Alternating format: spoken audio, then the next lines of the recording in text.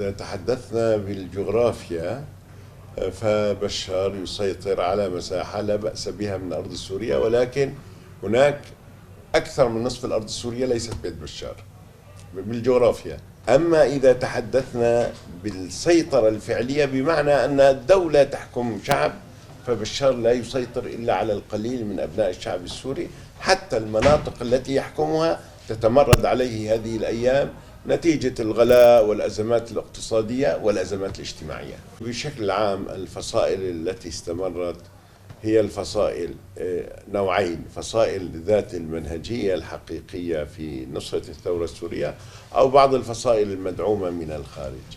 حتى الآن مثلا الروس والأمريكيون يقولون نحن قضينا على تنظيم الدولة، ولكن الحقيقة أن تنظيم الدولة ما زال موجودا، لأنهم يتعاملون معه وينقلونه من منطقة إلى المنطقة. في تصورنا أن القضية ليست قضية فصائلية، هي قضية شعب، يعني اللاجئون الذين هم في المخيمات، الشعب المهجر، المواطن الذي أصيب في نفسه أو أهله وماله، هؤلاء هم الرصيد الحقيقي للثورة السورية. أنا أريد أن أقول بأن تنظيم البي وايدي الذي وجد على الأرض السورية ويزعم أنه يمثل الأبناء المجتمع الكردي في سوريا، هذا الكلام غير صحيح. هؤلاء لا يمثلون أبناء المجتمع الكردي في سوريا. الأكراد الحقيقيين هم جزء من المجتمع السوري، يعيشون مع المجتمع السوري بمحبة ومودة، ووقع عليهم ظلم من قبل حزب البعث العربي الاشتراكي وليس من قبل المجتمع السوري. فادعاء هؤلاء أنهم يمثلون المجتمع الكردي هو ادعاء كاذب. وهؤلاء وظفوا أنفسهم، حاولوا في البداية يوظفوا أنفسهم مع الروس، ثم وظفوا أنفسهم مع الأمريكان، وهم الآن مجندون، يعني كما يسمى الجنود المرتزقة مع الأمريكان، يقاتلون تحت راية الأمريكان. رغم أنهم يتحدثون عن الديمقراطية وعن حقوق الإنسان، إلا أن السياسات التي اتبعوها، المنطقة التي يسيطرون عليها هي شمال شرق سوريا. هذه المنطقة الآن تبلغ ثلث سوريا، لذلك أنا قلت بشار الأسد لا يسيطر على 50% من أرض سوريا، وهي منطقة غنية أيضا، فيها البترول وفيها الخصب. هذه نسميها الجزيرة على شط الفرات أو بين دجلة والفرات. وهم عندما سيطروا على الحكم اتبعوا أساليب نفس أساليب داعش وبشار الأسد، في الظلم، في الجريمة، في القتل، في التهجير. أنا قلت نسبة السكان في المنطقة 70% من السكان عرب، وهم ليسوا الثلاثين. هناك أيضا يعني أعراق وحضارات أخرى موجودة، هناك أشوريون، هناك كلدان، هناك أرمن، هناك تركمان موجودون، كل هذا موجود في المنطقة. لكن أنا أتكلم عن النسبة العامة، 70% عرب. سياساتهم في المنطقة سياسات إرهابية مثل سياسات داعش ومثل سياسات بشار الأسد: اغتيال، اعتقال، قتل، تهجير، لا يختلفون عنهم في شيء، رغم أنهم يستظلون بالعلم الأمريكي. ترامب لا يعرف ماذا يقول، يعني في الصباح يصرح تصريحا وفي المساء يصرح آخر. هذه الدول الكبرى تريد أن تحتل وتريد أن تحكم وتريد أن تهيمن، لكن لا تريد أن تضحي بأبنائها، لا تريد أن تقاتل بجنودها، فتحاول أن تستأجر جنودا من أي فريق يمكن أن يخدمها. وبالتالي الروس يعتمدون على الميليشيات الإيرانية، وهي متعددة الجنسيات، ليست فقط من إيران، من أفغانستان، من باكستان، من كل الدول التي فيها أقلية شيعية. والأمريكان اعتمدوا على هذا الفصيل. أنا لا أريد أن أسميهم أكراد، لأنه المجتمع الكردي والإخوة الكرد مندمجون في المجتمع السوري، نحن نعيش معا منذ أن كنا.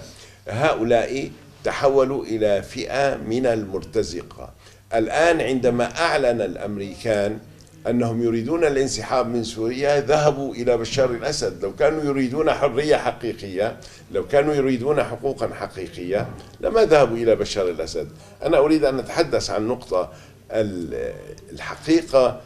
في مرحلة ضعف التواصل بين الأتراك وبين الدولة التركية وبين الشعب السوري، كثير من أبناء الشعب السوري، أنا عندما أكون في المجالس أذكرهم، لا يعرفون ماذا كان يفعل عبد الله أوجلان الذي كان يحميه بشار الأسد في تركيا.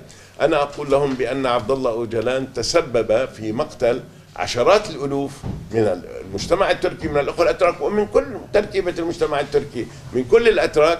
كان يقوم بأعمال إرهابية وقتل تقريبا 40,000 إنسان بريء. هذه جريمة كان يرعاها بشار الأسد. المستقبل، نحن إذا نظرنا، إذا خرج الأمريكي وأظنه لن يخرج، سيتحول من يسمونه صالح مسلم اللي هو الآن يتزعم هذه الحركة، سوف يحتل دور عبد الله أوجلان الجديد، وسوف هو أداة بيد بشار الأسد لإحداث الفتن والقلاقل على الأرض التركية. لذلك من المصلحة الثورية السورية مصلحة الأمن القومي التركي أن نستطيع أن نحيط أو أن نحاصر هؤلاء، وأن لا يعني ننزل لا على حكم أمريكي ولا روسي، لأن هؤلاء سيسببون سرطانا للسوريين على الأرض السورية، وقتلوا كثير من السوريين وهجروهم، وكذلك على الأرض التركية. والأسبوع الأخير نطق كثير من قادة الموالين لبشار الأسد، وكتبوا وعبروا عن انذهالهم لحجم الانهيار الاقتصادي الاجتماعي.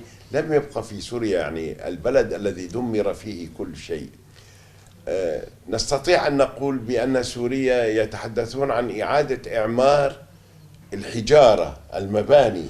سوريا تحتاج إلى إعادة إعمار الإنسان، هذا الإنسان الذي دمروه وفعلوا فيه كل شيء. الناس في سوريا تحتاج إلى أن تمتلك قرارها. الشعب لا يحكم على نفسه، يحكم لنفسه. الذي يحكم على الشعب هو أعداء هذا الشعب. الشعب السوري اليوم يحتاج إلى أن يحكم نفسه، يحتاج إلى أن يخرج من عنده الإيرانيون والروس الذين دمروا في سوريا كل شيء، وكذلك الأمريكيون. نحن نقول بأن أول حاجة للشعب السوري أن يمتلك قراره ليعيد بناء شخصيته. حجم الفقر، حجم الانهيار الاقتصادي، الانهيار الاجتماعي، يعني حتى لو أن السياسة الدولية تريد أن تبقي بشار الأسد لن يستطيع البقاء في ظل هذه الظروف التي تحيط بسوريا.